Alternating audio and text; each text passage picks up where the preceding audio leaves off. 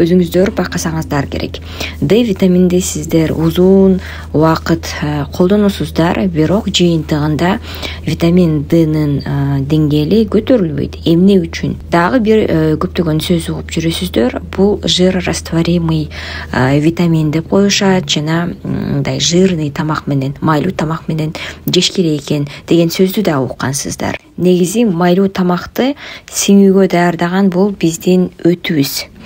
Эгер сиздин өтүңүздө кандайдыр бир өзгөрүүлөр болсо, мисалы үчүн изгип деп коет да, баягы моюну кыйшайып калат, өйдө ылдый, анан кийин жакшы желчь, өт ага куюлбай калат.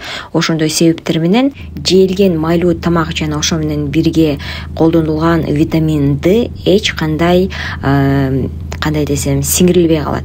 Ошондуктан сиздин каныңызда витамин Днын деңгээли эч кандай өзгөрүүлөр болбойт, же өзгөрүү болсо дагы абдан кичине гана өзгөрүү болушу мүмкүн.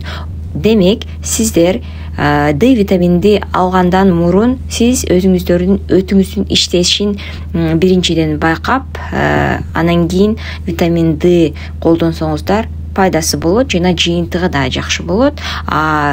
Өттү кантип текшересиз? Эң жөнөкөй УЗИ брюшной полости деп эле текшересиз дагы, анан кантип куюлат экенин, ашказанга кантип куюлганын ошол жерден жыйынтыгын да берет.